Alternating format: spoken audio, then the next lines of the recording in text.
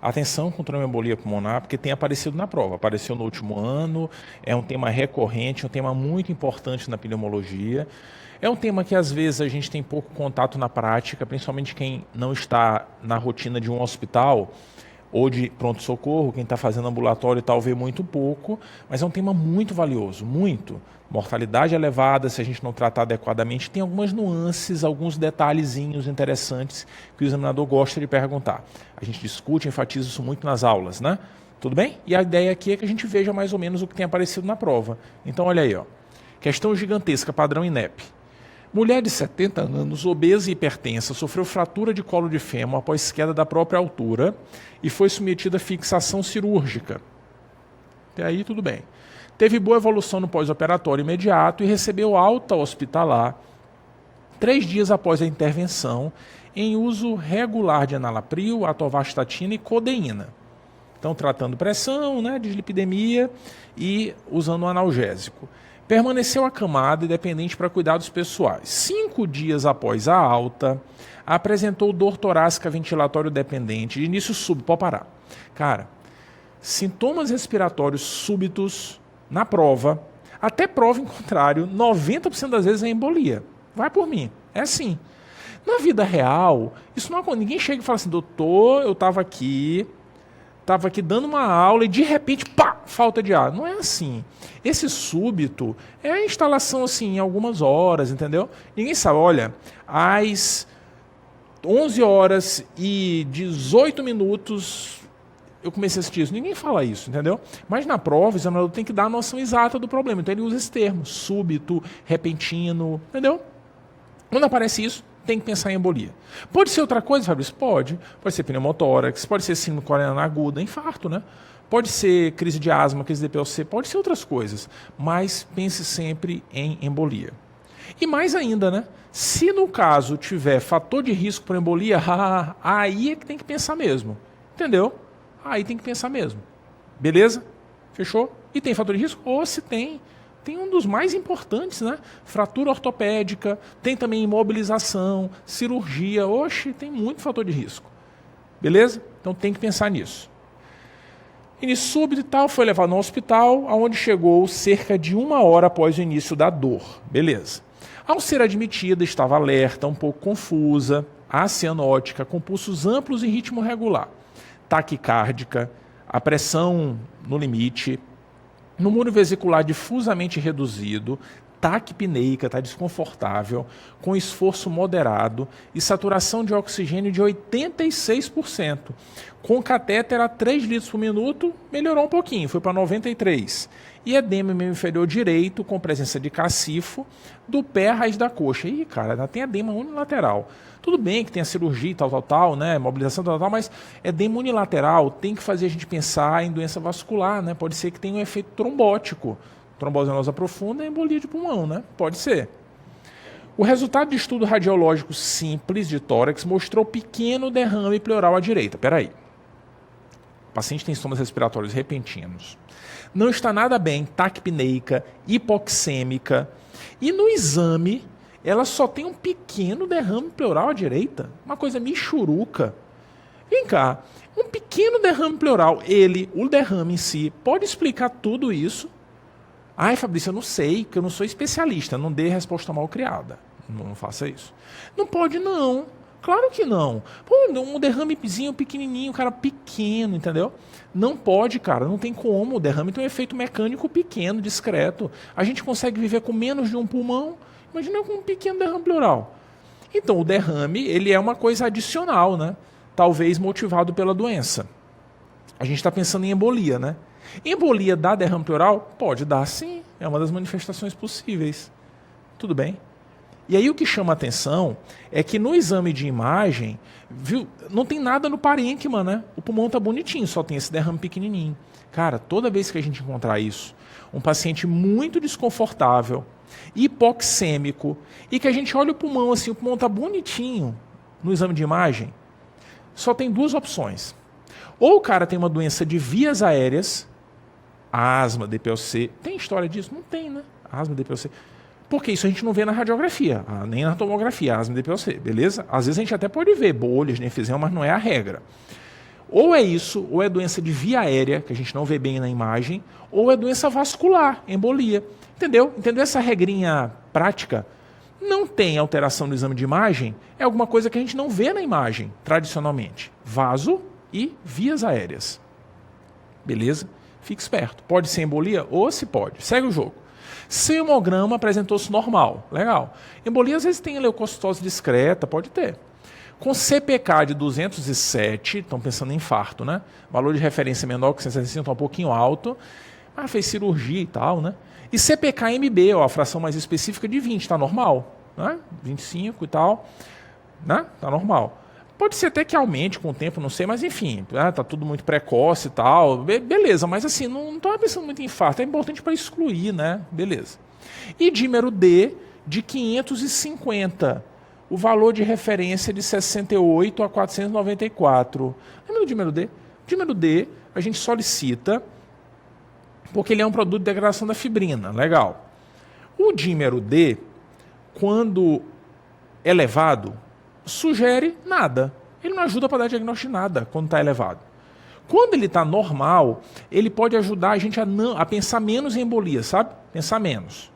Se for um caso que a nossa suspeita de embolia for uma suspeita banal, a gente até esquece a embolia se o dímero D vier normal. Agora, quando é aquele caso que tem fator de risco, o quadro é compatível, não pense em outra doença aí, cara, o dímero D pode vir do jeito que for, pode vir 0. Ainda assim a gente vai continuar pensando em embolia. Então, para essa senhora, não tinha que pedir dímero D, não sei quem pediu. Não era para pedir dímero D. Porque mesmo que ele fosse 0, que fosse negativo, o dímero D dela, a gente ia continuar pensando em embolia. Entendeu? Ia continuar pensando. E tem um outro detalhe. O laboratório falou valor de referência até 494, né? Isso vale para pessoas até 50 anos de idade. Quando o cara tem mais de 50 anos de idade, o valor do dímero D, a regra, uma regrinha prática que a gente usa, é multiplicar a idade por 10. Esse é o valor normal, entendeu? Então, se a pessoa tiver 55 anos, qual é o dímero D normal dela? Até 550. Se a pessoa tiver 70 anos, qual é o valor normal? Até 700, entendeu? Então, esse é um ajuste que a gente faz de dímero D quando a pessoa tem mais de 50 anos. Ela tem 70, então o normal dela seria 700. O dela veio 550. Isso afasta a embolia no caso dela? Não. Por quê? Porque eu estou pensando muito em embolia de pulmão. Não tem nenhuma outra hipótese mais provável. Entendeu? Então, certo era nem pedir o dímero D. Não gaste dinheiro com isso, não. Beleza? Resultado do eletrocardiograma apontou taquicardia sinusal. Então, infarto não tem mesmo, não. Né? Não tem alteração de STT, as enzimas ficaram assim, tal, CKMB normal, já pensei pouco, né? Tal, mas com o eletro desse jeitinho, aí que eu penso menos mesmo. Diante desse quadro, quais devem ser o medicamento para tratamento inicial e o exame complementar indicados para essa paciente? E aí? Ai, Fabrício, eu não estou assim muito com esse negócio de embolina, não. Eu não sei não. Vamos ver as opções, então. Letra A, alteplase, trombolítico. Trombolítico. Quando é que a gente usa trombolítico? Infarto, né? AVC e em alguns casos de embolia, né? Não é não? Beleza. Ele fala alteplase, para dar um trombolítico, e fazer cintilografia pulmonar, para dar o diagnóstico de embolia. Cara, cintilografia não é um exame ideal. A gente usa pouco, porque geralmente não está disponível, mas poderia até fazer, não tem problema não. Ter o derrame pleural atrapalha um pouco a interpretação da cintilografia, então a gente não gosta de fazer quando tem derrame pleural. Agora, o ponto é o seguinte, independente de definir se vai fazer ou não cintilografia, a alteplase é trombolítico e a gente só dá trombolítico na embolia no pior cenário possível. Ai, Fabrício, mas ela está com falta de ar. Esse não é o pior cenário possível. Ai, mas ela está hipoxêmica. Também não é o pior cenário possível. O pior cenário possível na embolia é hipotensão. Tudo bem? A pressão dela está 140 por 100, cara. Não tem negócio de dar trombolítico, não. Beleza. Esqueça a letra A. Letra B, heparina para anticoagular, beleza. Ó, embolia, eu estou pensando, tem que anticoagular, né?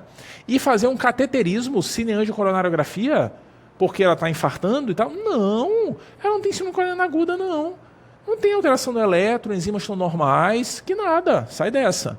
Letra C, heparina, anticoagular e angiotomografia de pulmão, beleza. Ai, Fabrício, mas ela fez uma cirurgia. Não vou anticoagular, ela pode sangrar. Sai dessa, cara. Se tem evidência de evento trombembólico, tem que anticoagular.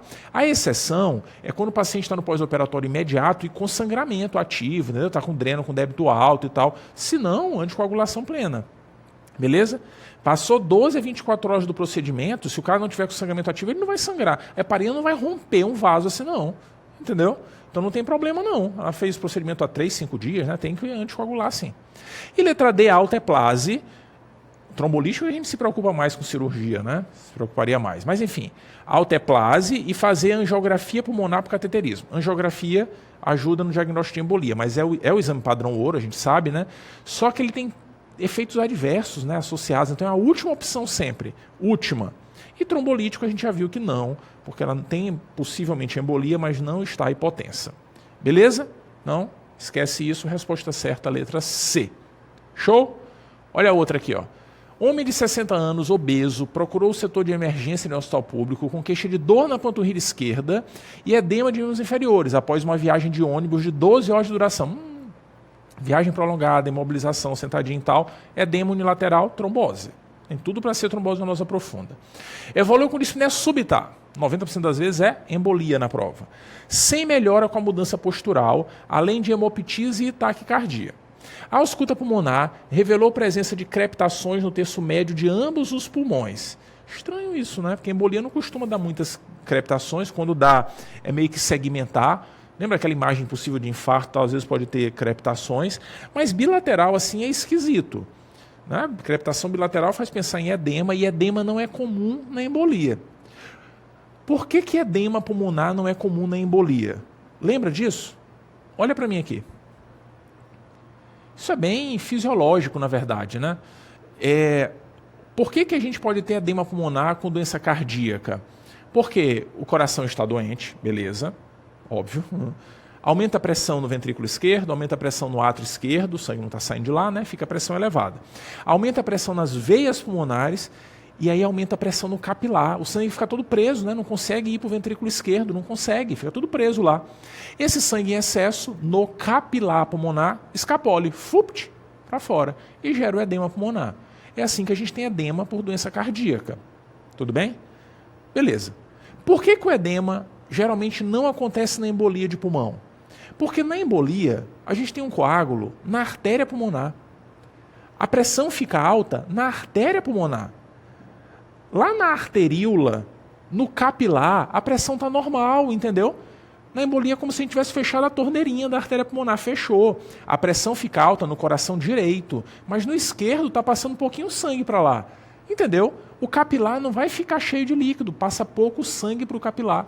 Então não escapole líquido para dentro do alvéolo, o cara não faz edema pulmonar. Beleza? Sacou? Então volta para cá. Essas crepitações são esquisitas, né? Ele fala, a hipótese diagnóstica principal e a opção terapêutica recomendada são o quê? A pessoa pode ter infartado? Pode, né? Pode ter infartado e ter edema, mas está faltando as coisas do infarto, né? Porque teve dispneia súbita, beleza, pode até ser por edema súbito e tal. Mas o que tem a ver o edema de membro inferior na viagem, né? Faz pensar em embolia, né? Sei lá, estranho. Quem fez essa questão do INEP aqui foi meio infeliz, eu acho. Vamos ver as alternativas. Letra A, trombolismo pulmonar, penso, pode ser. As crepitações são incomuns, mas não são impossíveis, mas são incomuns. Essa é uma característica que está fugindo à regra. Heparina de baixo peso molecular associada a trombolítico. Peraí, trombolítico é se tiver hipotensão. Cadê a pressão? Pressão? Não tem, então não. Nada de trombolítico. Letra B, pneumotórax hipertensivo. Pode ser pneumotórax hipertensivo? Cara, para ser pneumotórax hipertensivo tem que ter, muitas vezes é com trauma, né? Mas tem que ter alteração no exame físico sugestivo, né? Isso não foi falado, né? O cara tem crepitações, não tem ausência de murmúrio, então esquece. Letra C, infarto agudo do miocárdio. Tá faltando muitos dados para isso, né? Trombolítico associado à angioplastia percutânea, credo, né? As duas coisas, assim, Deus livre, né? As duas coisas no cara, assim, trombolizar e angioplastia na cara. De resgate seria assim, trombolítico não deu certo, faz a angioplastia depois. O cara nem sabe ainda, né? Para isso tem que ter um eletro mostrando e tal, né? Super DCT, o delta T adequado, mas está faltando dado para infarto. A cara não é essa. Como eu vou explicar TVP com infarto? Letra D, pneumonia bacteriana, aí ficou pior ainda, né? Cadê a idade de pneumonia? Dispneia de uma hora para outra, indício de TVP. Letra E, derrame pleural, não, a ausculta não é derrame pleural, esquece isso daqui. Pois é, a instituição deu letra A como resposta certa, né? Deu letra A, mas a gente não faz isso. Trombolítico é para paciente chocado, né? É aí que a gente pensa em dar trombolítico se for embolia. E não dá associado a heparina, imagina. Peraí, senhor, eu vou dar um pouquinho de heparina para o senhor ficar anticoagulado e depois eu dessoleno trombolítico, que é para arrebentar tudo de vez. Tá doido aí que o cara sangra mesmo, entendeu? O tratamento não é assim, é heparina e trombolítico. Eu defino, vou dar trombolítico. Lá na frente a gente inicia a heparina. Tudo bem? Geralmente depois de 24 horas de quando ofertou o trombolítico. Beleza? Então não tem essa conversa não é junto. Isso aqui está errado, questão passível de anulação, com certeza. Na hora da prova, o segredo é marcar isso aqui mesmo, porque é o mais provável, que está mais na cara. Mas assim, não tem nenhuma alternativa bonitinha, perfeitinha. Beleza? Com relação à anticoagulação plena no tromboembolismo pulmonar, é correto afirmar que ela estará indicada, independente de quadro clínico compatível, se o dímero D for positivo. Cara, dímero D só ajuda se for negativo. E olhe lá, né? Tudo bem? A anticoagulação ela vai ser indicada já pelo quadro. Se o suspeito de embolia, tem que anticoagular o paciente. Depois, se não for, a gente suspende. Letra B, estará indicada apenas quando houver confirmação, não senhor, na suspeita, principalmente suspeita em elevado nível, moderado e tal, tem que anticoagular. Se for aquele caso que a gente suspeita mais ou menos, faça o exame e defina se tem ou não tem. É óbvio que se o exame for demorar muito tempo, vai demorar mais de 6 horas, por exemplo, para fazer o exame que confirme, anticoagule, dê a primeira dose do anticoagulante, depois a gente suspende, se não for. Letra C, não está indicada antes que a tomografia helicoidal seja realizada. Não, senhor, está sim, se a suspeita for alta, está indicada. E letra D, estará indicada imediatamente se houver sinais e sintomas clínicos e dados epidemiológicos que fundamentam a hipótese. Sim, suspeitei, cara, tem que anticoagular. Se não for, depois suspendo. Beleza. E letra D não estará indicada se não houver resultado de exame. Nada de exame. Esquece aí, anticoagula, depois a gente define se mantém ou não.